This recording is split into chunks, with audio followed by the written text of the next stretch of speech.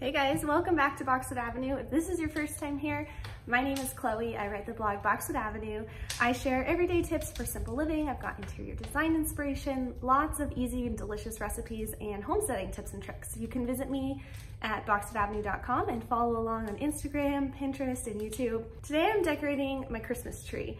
Last year was Better Homes and Gardens' first farmhouse Christmas edition, and our home was featured in it. And this year we're actually on the cover. One of the pictures I took of my goats got the cover slot, which is really exciting. So needless to say, every year I feel a little bit of pressure to shake things up and do something different and interesting and fun to inspire you to decorate for the holidays. So every year when I decorate for Christmas, I try and keep things pretty simple and organic and minimal, just like my decorations in my house too. I like to just infuse nature throughout, so anytime that I find ornaments that are organic inspired, or even just using pine cones or dried oranges and things like that, that's totally my jam. But this year I did want to add a little bit something more. I wanted to make a garland using little paper cutouts, like, you know, like little snowflake cutouts that you'd make when you were a kid. But I want to do teeny tiny ones, and I want to sew them onto a long strip of garland and use that to decorate the tree. I was inspired by the cover of the Martha Stewart holiday catalog this year. They did something kind of similar. So that's my inspiration. We could go left, we could go right. I don't know if it's going to turn out like that,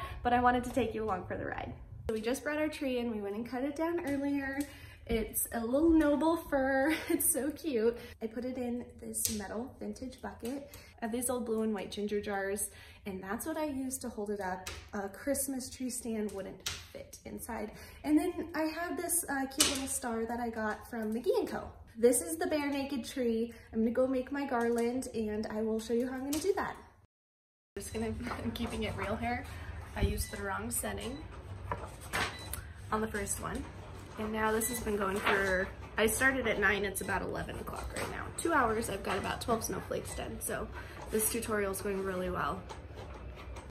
Okay, I got my first page of snowflakes done. And I'm gonna say that this may or may not be worth it. We'll see how this turns out in the end. This took about 2 hours to do, to get these cut. I mean, not hands-on time, but just sitting here waiting for them. The bigger snowflakes did better, so I think I'm going to make a couple more, but I'm gonna do a little bit bigger snowflakes. And then we'll see. We'll go from there. I gotta peel all these off. I won't sit here and do that in front of you. So my original plan was to sew these little snowflakes onto a garland, just run them through my sewing machine and make like a long strip of them, or a couple long strips. But I think that's gonna take too long. This is already taking forever. Am I making you want to do this craft? But I think what I'm going to do is just use glue dots and glue them onto string.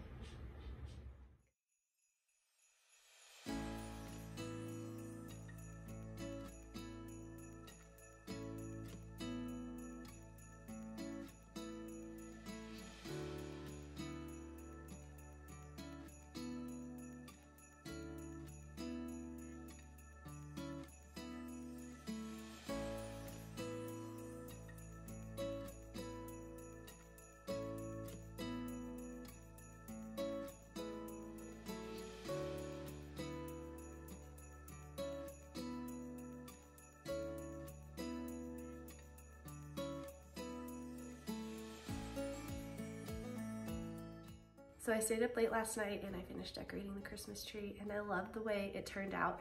I used floral wire to wire in pine cones into the tree, and then fishing line to string little mini pine cones onto the tree, so the pine cones just look like they're kind of like floating and dancing on the tree, which I absolutely love. You know that I love like that natural organic look, so this tree is totally my style. As I was putting things together, I felt that the tree was missing a little bit of color. It felt really lackluster.